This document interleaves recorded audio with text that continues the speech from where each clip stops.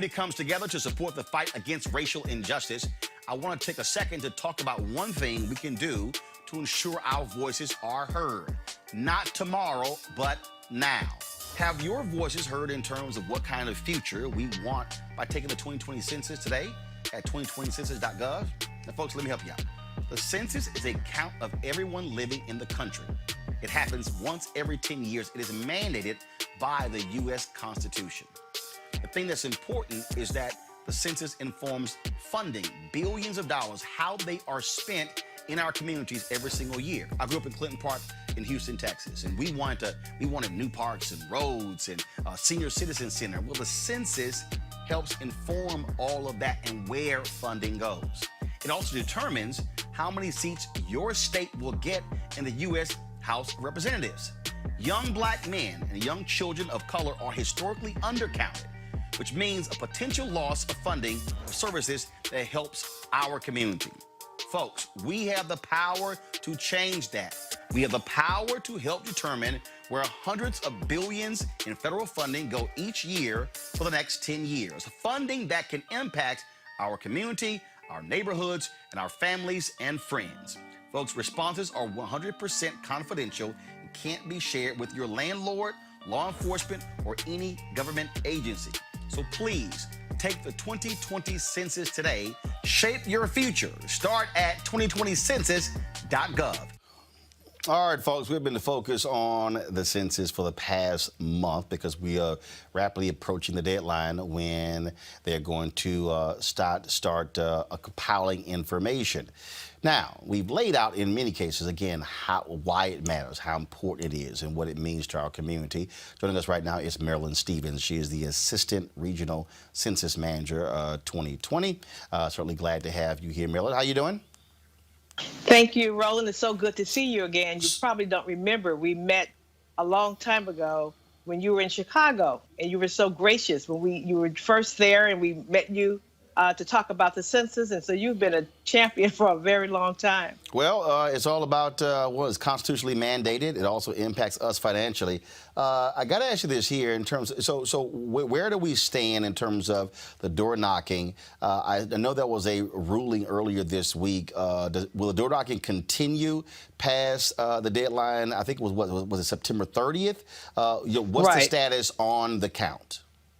Right now, our mission is to complete our field operation by September 30th. So we are visiting non-responding households. We're also making telephone calls to non-responding households, and we are still encouraging people to respond online or to call our toll-free number and respond by phone.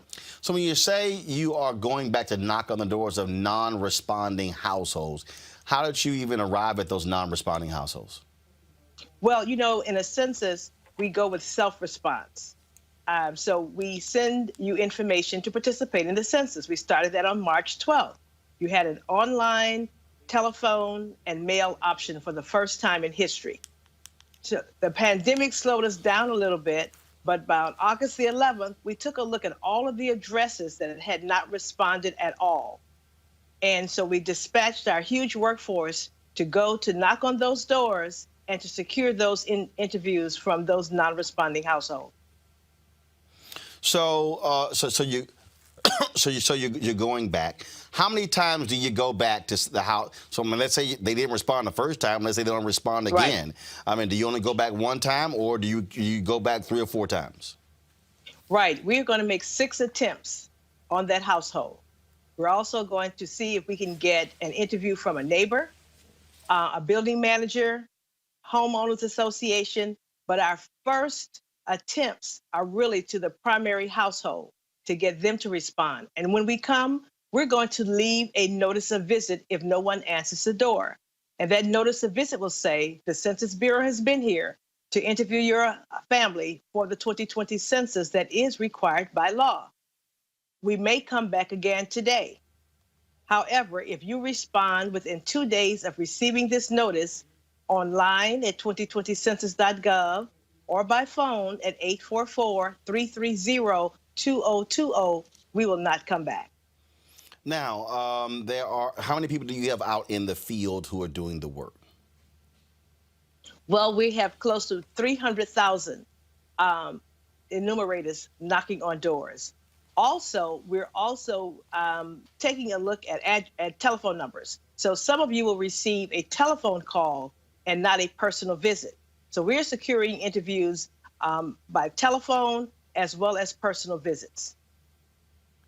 And so you have those numbers. And again, when you say by September 30th, the court ruling, what happened? Do you simply wait to see if that gets appealed, if it goes somewhere else? Because according to the court ruling, folks were supposed to continue being counted past September 30th. Well, our instruction is to continue the work, and that's why we're continuing to make telephone calls to households. We're continuing to visit households. Our online instrument is open so that you can still respond online. Our call centers are open from 7 a.m. to 2 a.m. in the morning every day. So until we're told something differently, we will continue to secure our interviews for every household in the nation. Also, just there was another ruling in terms of that stated that folks who are undocumented must also be counted. And so when you talk about counting, are you required to count everyone? We count everyone until we're told differently. With my 22 years with the Census Bureau, we count all persons without distinction. People would ask, what are the requirements for being in the census? I said breathing on U.S. soil on April 1st of 2020. And so look, that's whether you live in an apartment, live in a house, whether you're homeless, and also the hard to reach people. How are you also doubling back for the hard to reach people? And from your numbers right now, what's the highest penetration rate do you have, and then what's the lowest? Where do you still need help in folks responding? Well, traditionally, minority communities have a strong mistrust of government. So there's always a challenge in the Black community. But we are soliciting help from our partners. We have more than 400,000 partners nationwide, faith-based partners, elected officials, community partners, and it's all hands on deck, business partners. And they're all really working hard for this last-ditch efforts. They're having caravans because we're in the pandemic and we're doing so many things virtually. So they're having census caravans through low-responding neighborhoods. Some cities are having raffles to get people to respond. All of the superintendents for all the school districts nationwide are constantly sending messages home to parents to say, please be counted, do it today. So there's going to be an all-out effort to get people to be counted. And again, not much time left, 19 days. And are you Yes. also, are those enumerators, are they also working 7 days a week? Are they working Sunday through Saturday? Yes, we are working 7 days a week. Someone called me on Monday and said, there's an enumerator that seemed to be in my neighborhood. It's Labor Day. I said, we're working 7 days a week to fulfill our constitutionally mandated mission to ensure that everyone is counted. All right, then. Marilyn Stevens, we surely appreciate it. Thanks a lot. Thank you for always being a wonderful census partner. All right, thank you very much. Folks, got to go to a break. We come back. We'll chat with Mark Morrial, who is the president CEO of the National Urban League. Back on Roland Martin Unfiltered. It's rough out there. People are looking for change, for answers. One answer is at your fingertips, the 2020 Census. Census takers will be visiting households to make sure we are counted. Because an undercounted community could miss out on billions of funding for schools, healthcare, and job assistance each year for the next 10 years. Too much is at stake. Respond online today. Shape your future. Start here at 2020Census.gov. Folks, joining us now is Mark Morrial, President CEO of the National Urban League. Mark, glad to have you back on Roland Martin Hey, Unfiltered. Roland, great to be with you. And once again, congratulations on Roland Martin Unfiltered. You're greatly admired and respected for bringing truth to the community. Thank you very much. I appreciate it, sir. Thank you so very much. Proud of becoming head of the Urban League. You, of course, were mayor of New Orleans. You saw firsthand how important the census was when people actually filled it out. So give up folks an understanding well, again. Historically, yeah, I've had, this is really my fourth census. In 1990, I was a member of the city's complete count committee. Of course, in 2000, I was president of the U.S. Conference of Mayors while I was mayor of New Orleans and led the effort to ensure that all of our people were counted in New Orleans in 2000. In 2010, I had a chance to serve as President Obama's chairperson of the National Census Advisory Council. This year, we've created the Black Census Roundtable to hold the census accountable and to encourage our community to participate in the census. So where this is today is we, of course, are the lead plaintiff in one of the lawsuits against the Census Bureau. And we received from Judge Lucy Coe of the Federal District Court in California a temporary restraining order, which requires the census to continue counting as long as that restraining order is in effect. What happened here, Roland, is that at the advent of COVID, the Census Bureau suspended its operations and delayed its field or door knocking operations for a significant period of time. We called on them at the time to extend the door knocking period past its original deadline, which was August 31st. And they did that by extending it to the end of October.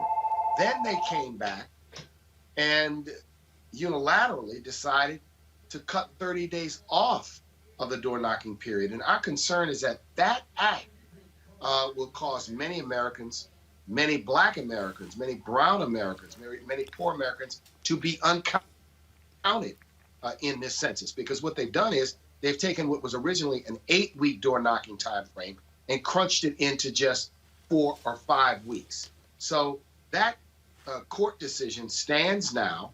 There's another hearing in the Federal District Court in California next week where we are requesting a permanent injunction or preliminary injunction to prevent Census Bureau from discontinuing the count.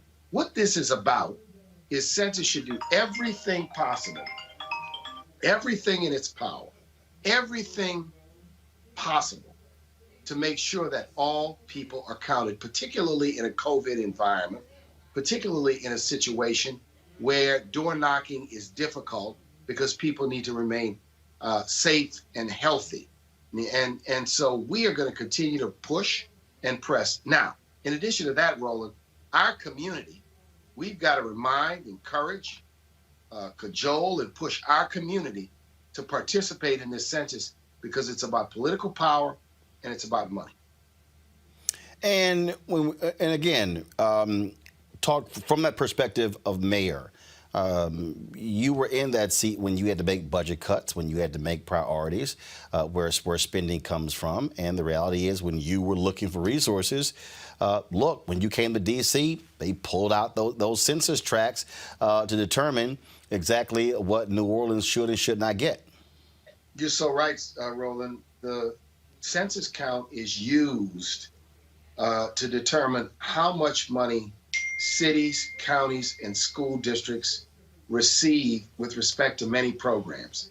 The SNAP or food stamps program, the Community Development Block Grant program, workforce dollars, school lunch dollars.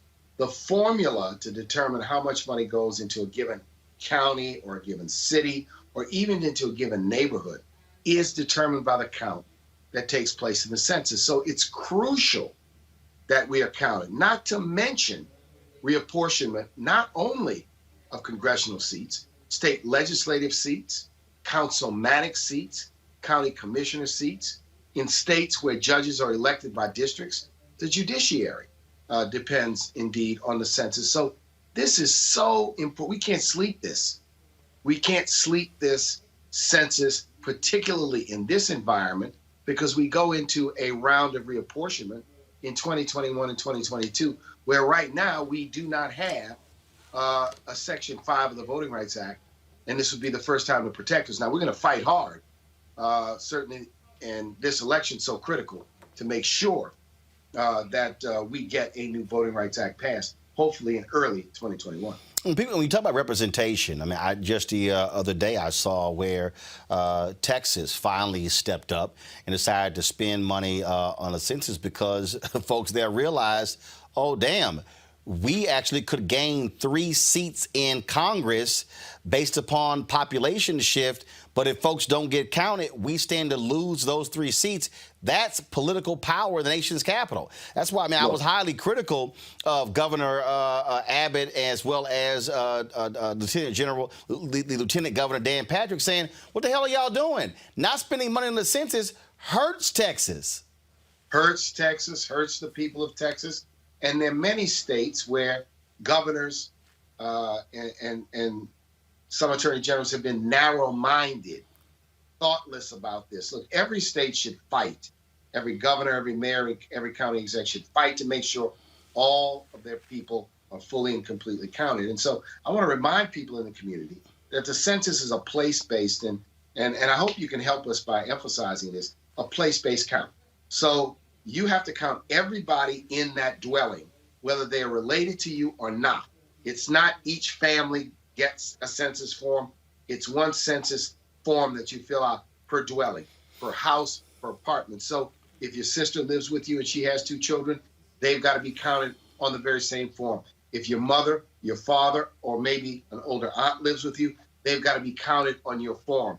In 2010, many Black children, many Latinx children were missed in the census to some extent because people were not aware to include them. And it's important to include them. And because it's confidential, people should not be concerned about, quote, whether they have restrictions in their leases and they might get in trouble, because that information you give the census taker is going to remain confidential with the census. Your landlord is not going to get that information. Obviously, civil rights groups have been very involved in this. Churches have been involved in this as well, in terms of getting the information out. Why is it so hard to count Black folks? And how do you counter it? Historic distrust, and how in our community we have many people who are very civically engaged, very activist oriented. We have people who don't trust the system, and they have great justification, the historic legacy of exclusion. We've got to overcome that by understanding this is a tool of empowerment. The count is not a count just to know how many people are in the country, although that's important. You need to know how many children, how many seniors. You need to understand how many men, how many women, how many people of each race in each city, every county, every state. It helps in the formulation and the shaping of public policies and solutions and the distribution of money and the distribution of power. So it shouldn't be as hard. Now, I will say this. I don't think that the Census Bureau has historically done everything they can do in order to ensure that Black and brown people are counted. I've recommended for the last 2 census cycles that Census engage in funded partnerships with churches and unions and community-based groups so that they can go throughout the community. They've got a voluntary partnership program. Okay, that's great, but they need to do more to ensure that people are counted, and they need to do more funded partnerships. And it's not just about paid advertising.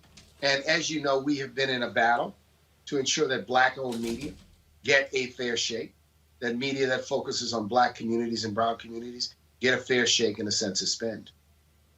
Well, I mean, that point about reaching those hard-to-get people, I mean, again, it's folks who know the communities, where people and the people in the community that they actually trust. I mean, it's a little hard to send somebody into a community who folks have no relationship with. And have never seen. You know, the communities are based on trust. You know, elections work that way. The census works that way. Our communities are based on trusted voices, established leaders, grassroots leaders, community leaders, public housing resident leaders, union leaders, leaders of community clubs and community organizations, faith-based leaders, local elected officials, the whole network of people that people have chosen and that people support to be their leaders. They are the ones that can help. So I'm asking now, we're going to keep the pressure. Our lawsuit is viable. It's strong. It has great merit. I certainly want to thank Kristen Clark and the Lawyers Committee. They are representing the National Urban League and a coalition of other organizations in this litigation. I might add, Roland, in addition to the litigation we filed against the Census Bureau, we've also filed litigation against the Postal Service and to ensure that the gains and the efforts to suppress and undermine the work of the Postal Service so they can do the job they have to do to make sure that every ballot gets to the clerk, gets to the Elections Commissioner's office on time. So we are being assertive. We're going to be aggressive. We're going to push as hard as we can to make sure that the people are protected and the people's rights are affirmed. Mark Morrial, President, CEO, National Urban League. I certainly appreciate it. Thank you so very much. Always, Roland. Thank you. Alpha's always leading. Thanks a bunch. 8-5, brother. Yes, sir. Got to go to a break. We come back. We'll talk with Janetta B. Cole, National Congress of Negro Women, next on Roland Martin Unfiltered. Hi, I'm Angela Bassett, and you've got one vote.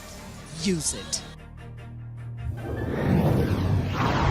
As our community comes together to support the fight against racial injustice, I want to take a second to talk about one thing we can do to ensure our voices are heard. Not tomorrow, but now. Have your voices heard in terms of what kind of future we want by taking the 2020 census today at 2020Census.gov? Now, folks, let me help you out. The census is a count of everyone living in the country. It happens once every 10 years. It is mandated by the U.S. Constitution. The thing that's important is that the census informs funding, billions of dollars, how they are spent in our communities every single year. I grew up in Clinton Park in Houston, Texas, and we wanted new parks and roads and a senior citizen center. Well, the census helps inform all of that and where funding goes. It also determines how many seats your state will get in the U.S. House of Representatives. Young Black men and young children of color are historically undercounted, which means a potential loss of funding for services that helps our community. Folks, we have the power to change that. We have the power to help determine where hundreds of billions in federal funding go each year for the next 10 years. Funding that can impact our community, our neighborhoods, and our families and friends. Folks, responses are 100% confidential and can't be shared with your landlord, law enforcement, or any government agency. So please, take the 2020 census today. Shape your future. Start at 2020Census.gov. What's up? This is Aldous Hodge, and you're watching Roland Martin Unfiltered. Hey, everybody, it's your girl, Sherry Shepherd, and you're watching Roland Martin Unfiltered. Hey, Roland. This is Tim Story, director of Shaft. You're watching Roland Martin Unfiltered. What up, y'all? This is Method Man, Mighty Wu-Tang Clan. You watching Uncle Roland Martin, and the show is Unfiltered. Make sure y'all tune in. Laura Ingram, you suck. All right, black women have always been involved in issues in our community. That includes the census as well. Joining us right now is Dr. Janetta B. Cole. She's the president and chair, National Council of Negro Women. Dr. Cole, how you doing? Oh, my brother, I am doing well. And you know, I want to thank you because you do such righteous work. You do the good Lord's work, and she's got plenty of it. Well, we certainly appreciate it. We're all about doing the work and giving folks hell as much as we can. Let's talk about this here. Obviously, black women extremely focused on the election, but there are a number of organizations that have also been very focused on ensuring that we are counted in this census to ensure that our community gets the money that we richly deserve. Well, I can tell you, at the National Council of Negro Women, we are unbelievably focused on two expressions of responsibility. One is the census. You know, we as black women, along with black men, have been unseen, unappreciated, and uncounted. But the second focus is obviously on voting. We don't have a whole lot of time in order to get both of these tasks done. And I am particularly concerned, as all should be concerned, that this administration has shortened the amount of time for participation in the census. It is now the end of September. We are in a pandemic. Well, actually, we're in a couple of pandemics. But given what time we do have, we got to make haste because, as our brother, President Morrial, said so brilliantly, so convincingly, everything matters here. Our resources, our political power.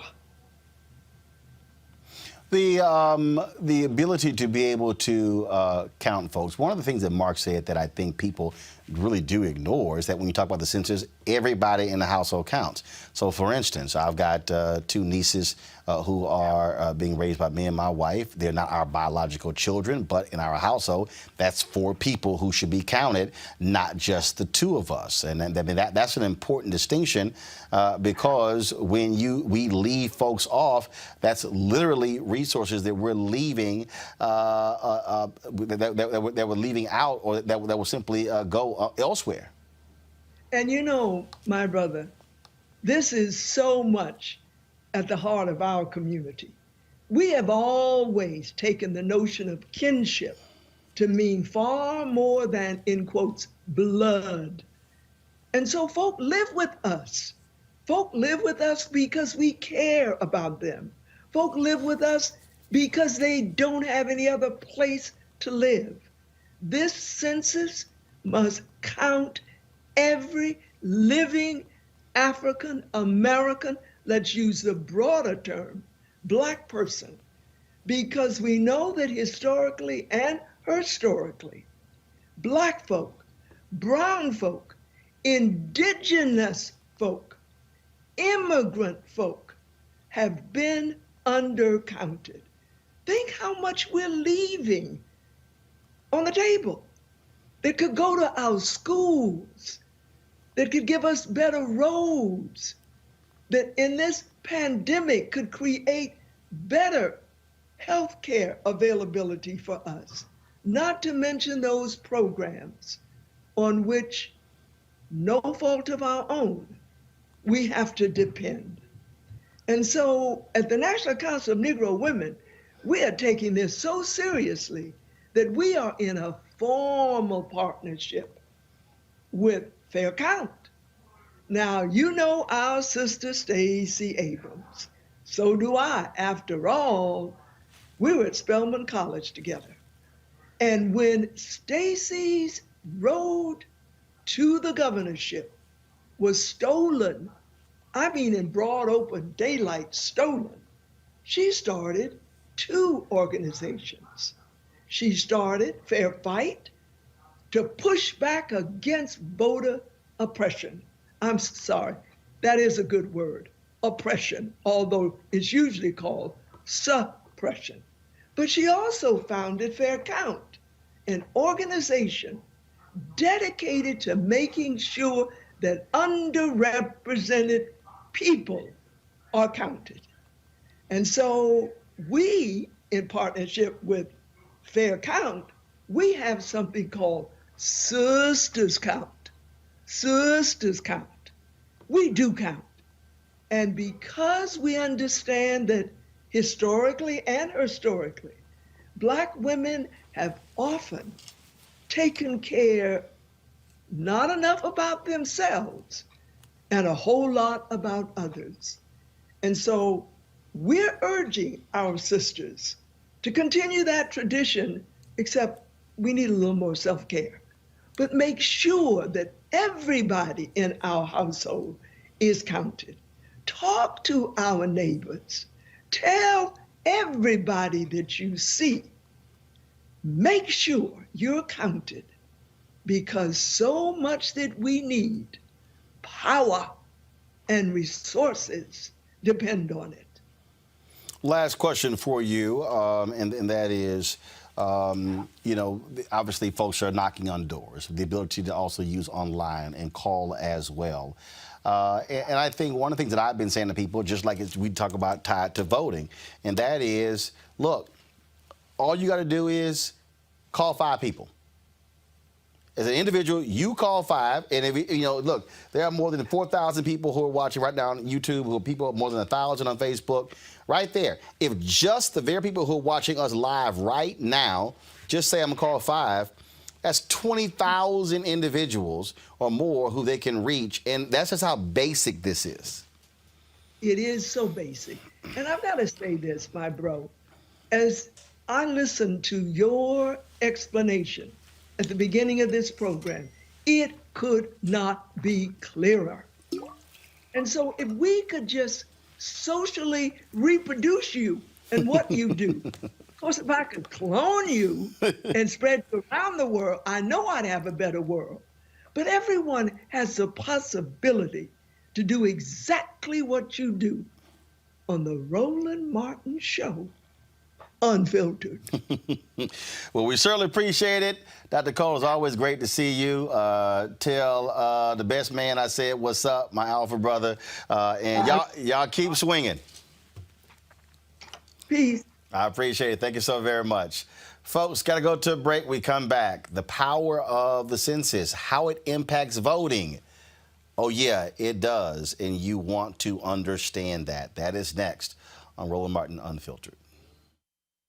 Hey everybody, this is Sherry Shepherd. You're watching Roland Martin Unfiltered, and while he's doing Unfiltered, I'm practicing the wobble. Yes, I am. Because Roland Martin's the one, he will do it backwards, he will do it on the side. He messes everybody up when he gets into the wobble, because he doesn't know how to do it, so he does it backwards. And it just messes me up every single time. So I'm working on it. I got it. You got Roland Martin. Hi, my name is LaToya Luckett, and you're watching Roland Martin Unfiltered.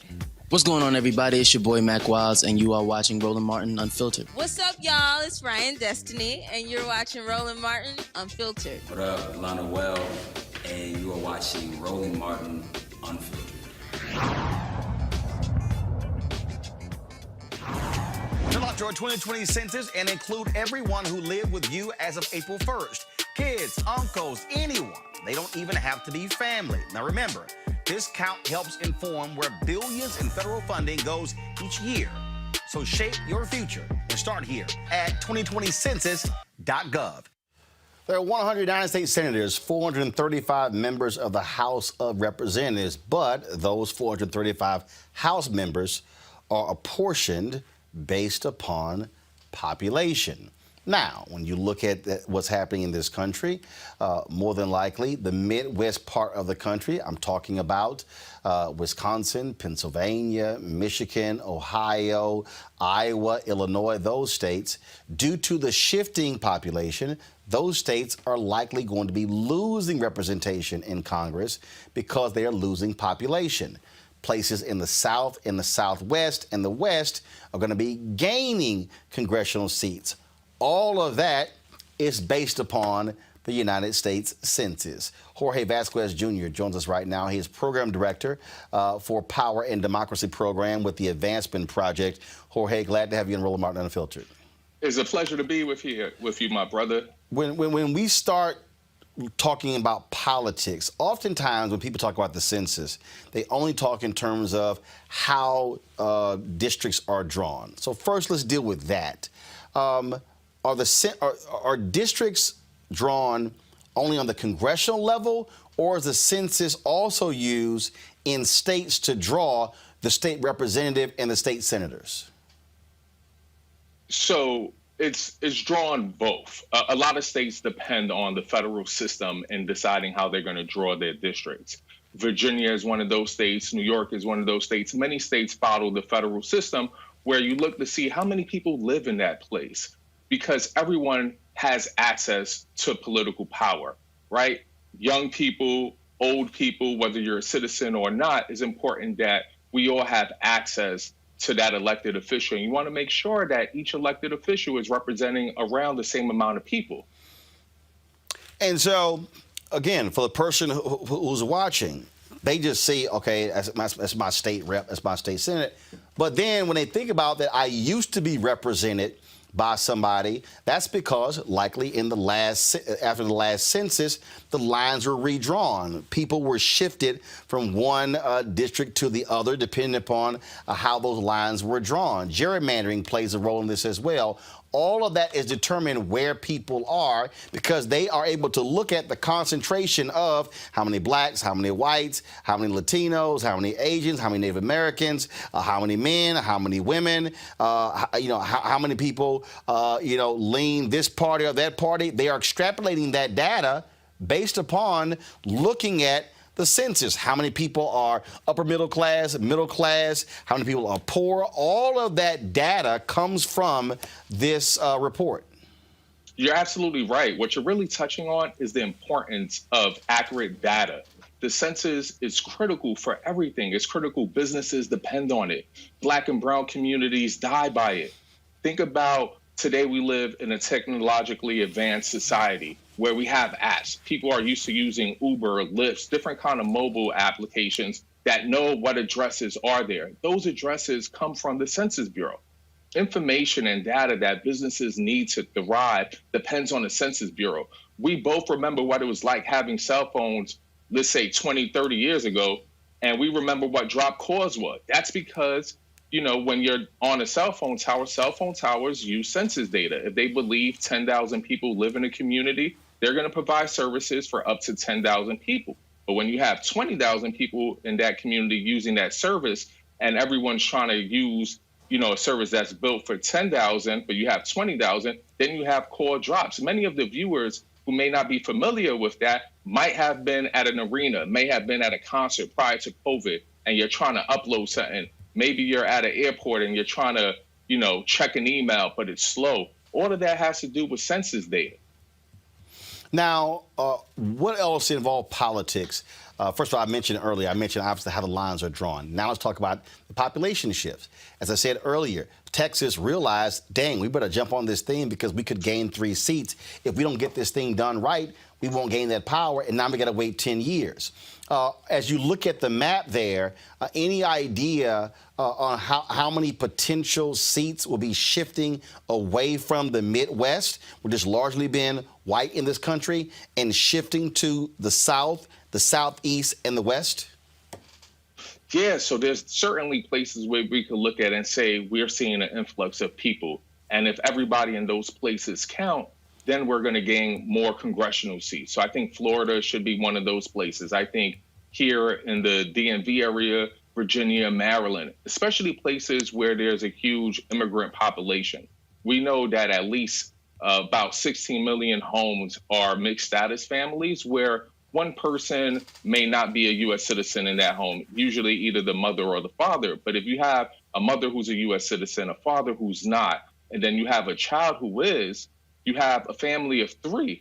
If one of those people are uncounted, then we're going to lose thousands of dollars. I mean, you touched on it earlier, but what we're talking about is just with looking at undocumented population, we're talking about losing potentially $8.5 billion annually.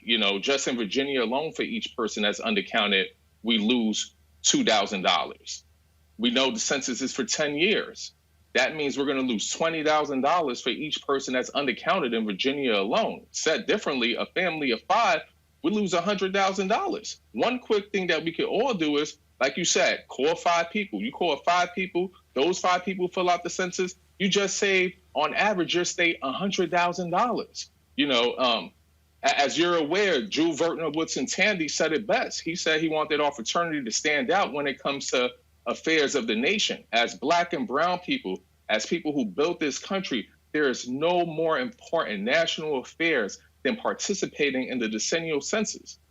The census is critical. It's about money, it's about power, it's about respect. When we're talking about politics, we're talking about whether or not a U.S. citizen is entitled to a non-English ballot. That's going to depend on census data. When we talk about schools and we talk about civil rights, we're talking about census data. When we talk about whether or not someone is being discriminated as an attorney, when I go into court, the judge wants to see census data. They don't want to hear that my client feels that they're being discriminated against. When we think about the school to prison pipeline, and we think about so many public schools under-resourced, it's because the census is for 10 years. And the largest undercount are children under 5. What that's saying is that children from 5 to 15 are going to lose resources that they need at these public schools. So from first grade to about a junior in high school, they're going to be underfunded. What happens when schools are underfunded? Jails become funded. And we know that political power is important because we know when our brothers and sisters are incarcerated that these prisons use prison gerrymandering and that they want those resources and they make sure our brothers and sisters who are incarcerated are counted. So we got to make sure that our communities are equally counted. All right, then. Jorge Vasquez Jr. With the Advancement Project. We certainly appreciate it. Thank you so very much. And I always glad to see another Alpha brother on here. Thank you. All right. And for the rest of y'all, your Omegas and Caps, I'm sorry, but, these things just happen. I mean, just, leadership is leadership. All right, Jorge, thank you so very much. Folks, not many days left to vote. I want y'all to focus on that. Pull the graphic up, please. It is 52 days until the election. One of the things that we have been doing is ensuring that you are registered to vote, but you can also go to vote.org. Now, remember, when it comes to the census, you can go to 2020Census.gov, or if you're also looking to check your registration, you can go right to vote.org right here to check your registration. You go to the bottom. What does it say right there? 2020 Census. And all you do is simply click that particular button there. Takes you to my2020Census.gov, which allows for you again to begin to fill out the questionnaire. This is how you start the questionnaire, and you log in, of course, with your 12-digit census ID. And so if you don't have the census ID, you can click this particular button right here, and then it begins to walk you through all of those steps. That's how simple and easy it is. And so, again, my2020Census.gov, you can go to that particular address to fill your census out. You can also go to 2020Census.gov to do so. And remember, you also can call. You can also call. And so you see all the responses on here that allows for you to be able to get the information. We've been explaining this now every single day and multiple times each week. I got to go back up to the top here. And again, how you can respond. Remember, when you do answer, your answers are not being accepted not being used in any way. They're not being given to any governmental agency, anything along those lines. That's not how they're being used. And so we want you to understand that we got to make sure it's on us. Look, we know we're being undercounted. So why don't we make sure that we get counted? And so you can do this you can do this online. You can do this by phone call. You can do this by mail as well. I am looking for the phone number right now that you can call to actually do the census as well. But again, go to 2020Census.gov, 2020Census.gov. Fill out your 2020 census and include everyone who lived with you as of April 1st. Kids, uncles, anyone. They don't even have to be family. Now remember, This count helps inform where billions in federal funding goes each year. So shape your future and start here at 2020Census.gov.